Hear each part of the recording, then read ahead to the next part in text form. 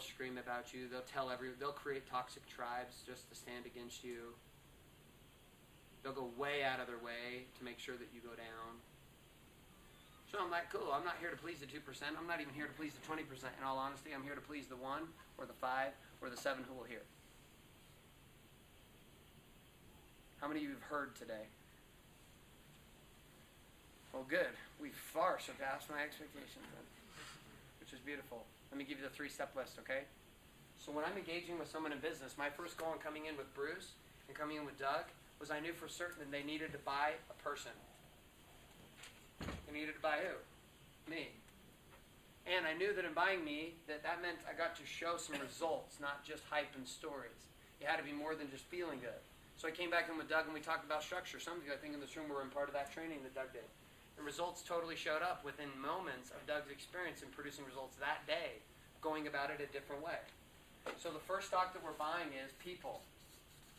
And particularly they're buying the business of you. So being genuine, holy crap, if you're not genuine, then what you're selling is a lie. So you're showing up being something you're not and being someone you're not in order to get people into an organization that now is based on a lie, which is not being genuine. Or I call it authentic. Or being vulnerable, as Jeff was calling it. So the first game is they get to buy me. Now, why is this an easier conversation than having to explain the comp plan right out of the gate? Do you know a little bit about yourself?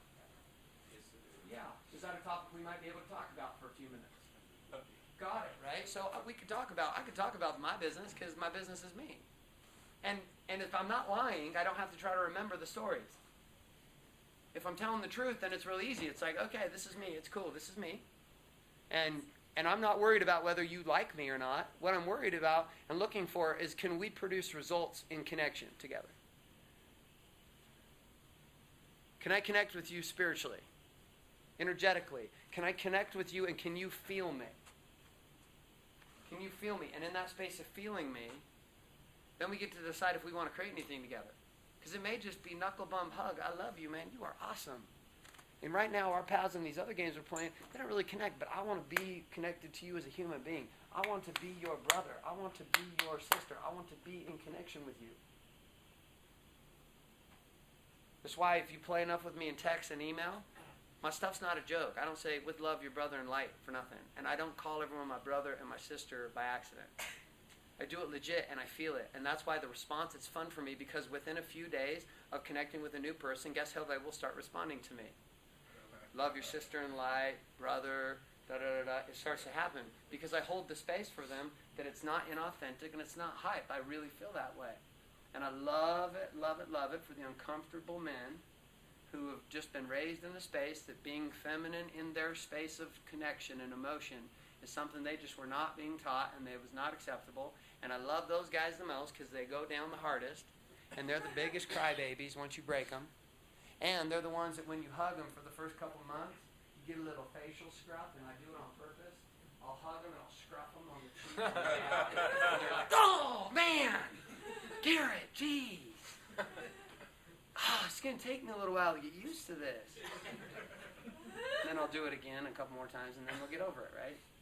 So here's the space then. The first thing is get to buy people. To buy people, what they're looking for is people are looking for the magnetic attractor in you, which is your certainty in knowing one simple thing. Who am I and what is my purpose?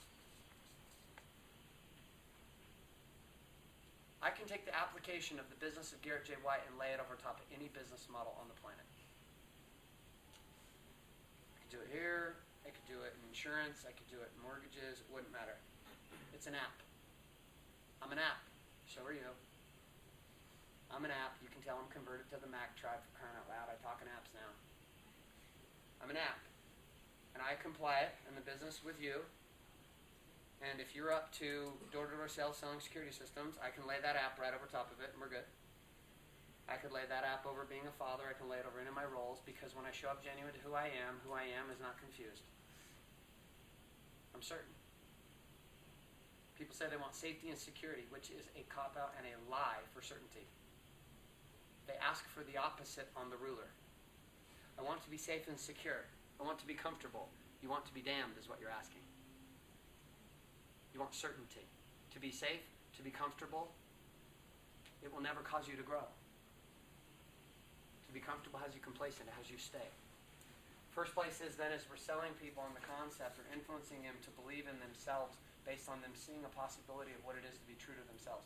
How many of you feel yourself in seeing me are starting to experience a bit of how we do this is almost kind of a mirror, like you find yourself thinking a lot about who you are and where you're at. How many of you are having this experience? That's totally deliberate, and it's totally different than being here and telling you about stuff, because this will burn throughout the weekend, and you have your own guidance system. Your natural knowing will tell you exactly what you get to do next. I don't know what it is. My job is just to get any of the patterns out of the way that we possibly can so that what you already know can rise to the surface. Second game then is that we link to products. So first step is I have them buy me. Second is I have them buy my product. I want you to buy my product. So I've got to be passionate about my product. Would you agree? Because if I don't believe in my product, what happens to my certainty, authenticity, and my connection up here? It's off, because now I'll have to go to hype, which has me show up for who I'm not. Which then has me lie and manipulate in order to, and it will naturally, people who don't believe in themselves because they go right to product.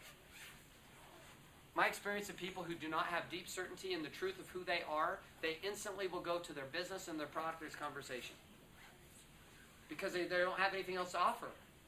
Last night I asked my sister-in-law a very simple question, 11 times in a row, what do you want? Well, I just want to be secure. What do you want? I just want financial security. What do you want? No, what do you want? And finally, after asking the question for 30 minutes sitting in the house, she starts bawling and crying, and she's like, I don't even know what I want. And she's all, I don't know if I'm the only one. I said, oh, no, sweetheart. My experience of almost every human being I've ever come in contact with is they have no clue what they want, and they have no clue who they are. They know what they don't want, and they're doing a really good job of showing up in life for who they're not. And they do a good job of getting all the right answers because they were trained in that in school, trained in that from their parents. So you got to believe in your product. If you don't believe in your product, you are dead in the water. So now brings in the space of, now I get to talk about my excitement and passion about all the things that I hear, all the meetings here starting out with. Which is I get to talk about the product and why it's awesome. And here's the thing that's interesting. Do you think that people are more open or less open to this conversation when they have bought stock in you? Way more open. Way more open. And it's easier, it's more difficult for them to deflect being open to this because they already bought who? You. Like, man, I really like you. That means already I'm going to give you the benefit of the doubt. Okay, cool. Tell me about your product. Let me try it. Talk to me about your weight loss product. Okay, cool. Yeah, I got weight issues, and I really like you. I feel good when I'm around you. I want to feel that way. I want to feel that kind of power. And I know that one of the things that's holding me back maybe is my weight, or it's my money, or it's my marital distress, or whatever it is. And so now I get to talk about the products.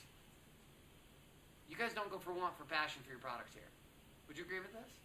Like, at least that's my experience. At least the leaders and what I've seen you guys do here in presentations at Delta Center here. You don't go for want, for passion for your products. You totally have passion. I get that. Now I sell the product. Or I get them to buy stock in my product. Now you believe in me as the tribal leader, and you believe in my product. What's the third thing you get to believe in then? The platform. The platform is what? The opportunity.